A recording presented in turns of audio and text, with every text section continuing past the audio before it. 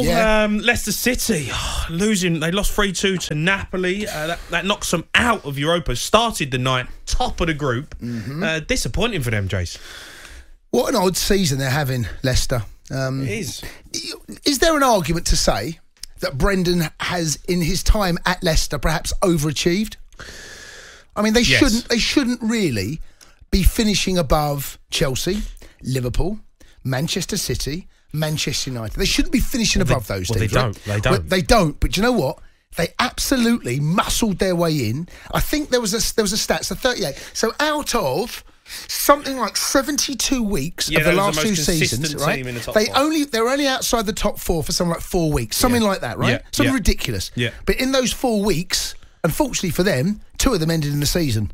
The season ended, so they finished outside the top four. Yeah. But they shouldn't be above there. So really, where they have finished last couple of seasons is the very, very best. The very best Leicester should finish. Yeah, but they won the FA Cup, they won the Community Shield, but this season it just hasn't clicked. They're 11th in the Premier League. Yeah.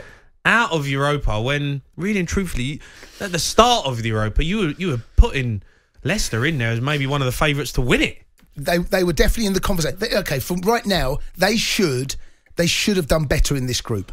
Some of their performances have not been good enough. Leaked a lot of goals. Today was exactly the same. They were 2-0 down.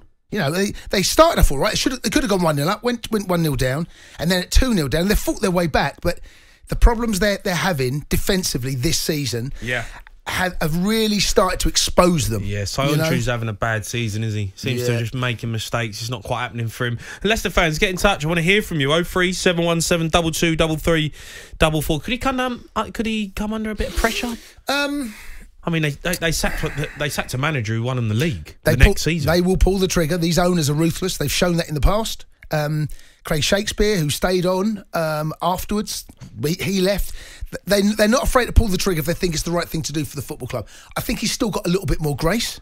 Yeah. But a little bit? Shouldn't he have loads? Well, they got Newcastle the weekend. If they lose at home to Newcastle, I'm telling you now, the home crowd, that will be a very, very uncomfortable place. That's a big game this coming Sunday. Big game. They can't lose that, Jay. They can't lose that, can they? No, they can't. Well, they're 11th. I mean, it's almost a nothing season for them now. I can't see them getting into the Europa.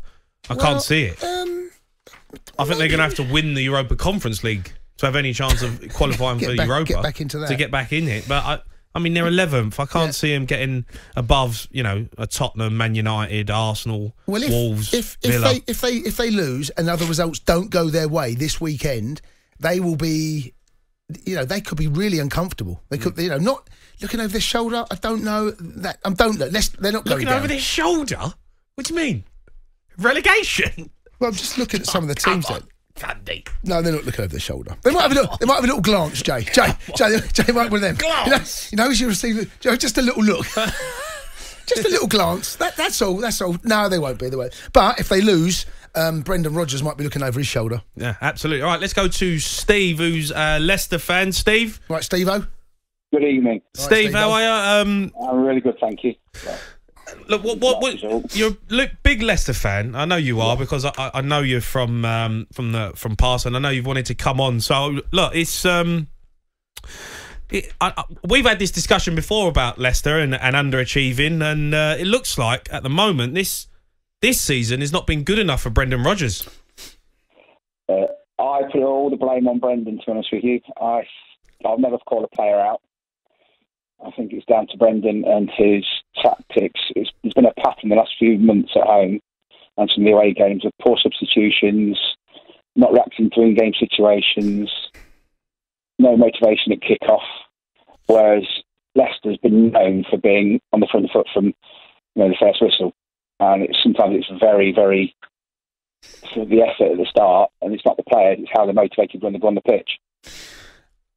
I've seen a lot of Leicester this season, and there's been some real mixed bag performances. I thought that against Manchester United at home, I thought you were excellent. But then a couple of weeks later, you end up playing Arsenal and then my mob Chelsea.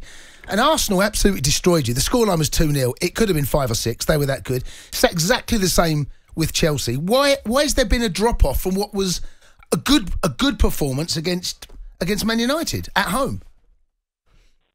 I don't know on that one, but I do think it's down to what Brendan's doing in the training ground. It's right having a nice new training ground, but if you're not, he's not a world-class manager. I know that's been mentioned earlier in the conversation, and he can't be classed as a world-class manager until he's won. He won the FA. Steve, he won the FA Cup. I mean, come on, Yeah. Leicester winning the FA Cup first time ever. Community Shield. He's got 2 trophies. Coventry have won the FA Cup, haven't they, and things like that. So, but why should Leicester have a world-class manager? it's to do with Fishey's legacy and what Top and the family want. I mean, they're not poor. They're quite wealthy owners, and they've got a vision for the club. If you remember, they bought us when we were in League One. Yeah. And the journey we've been on for the last 10, or so years has just been fantastic as a fan. And I'll never have delusions of grandeur. I don't class us as a big club. I know that's been mentioned a few times, but we're not a big club. We're the sort of anti-Big Six, if you know what I mean. Yeah. Steve, do you want Brendan out, and who would you want in? Brendan out, somebody in, is not something I get involved in. I always say I trust Top, the owner, implicitly with doing the right thing for the club. It does seem pretty mad. Social media. It does seem pretty crazy, though, Steve. That you want Brendan out. If you were in charge of the club, you would sack him now. No, I think that you've spoken already. I think the Newcastle game, if we don't perform well in that, right, then the fans will turn. It's never going to be as bad as when Claude Puel was manager, for one. So, yeah, but Steve, who's out there better than Brendan? As I say, I don't get involved in those conversations, and I won't do on radio. It's not for me. I trust the club. Steve, you go to the ground? You go to the KP? Yes, I've got a season ticket. Right. So if you lose at the weekend, will you be booing? Will you give us a big old boo? I never boo. I'm not one of. No, you sure? You sound like a booer to me, Steve-O. No. I remember in your Lanzarote having a bit of a boo up at some of my coaching sessions. Steve, you sound like a booer to me. No, definitely not. Who'd you go with? No. Who's the other season ticket holder? I'll take my lad because I'm. Does he boo? No, he won't boo. No, you're not booers. Okay, it's amazing, right? No one ever boos, do they? You can't ever. No one boos, but you hear it all the time. You hear it all the time. Do you boo? No, weren't me. There's been a few comments recently about Leicester fans booing at the end of games. Yeah. And it's been the referee. What, the referee's been booing? The manager and the players. No, they're booing at the referee. The referee's booing Brendan. The referee's booed them, how bad they've been. Imagine that. The referee's booing a bit. It's a standard refereeing.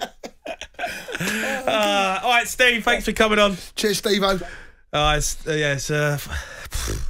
was old Steve. Steve-O. So it was a story behind Steve. He's a chef, and he's I've done some coaching out in Lanzarote, and his son was there, and he was. This was Steve, the rate you were slagging off. Yeah.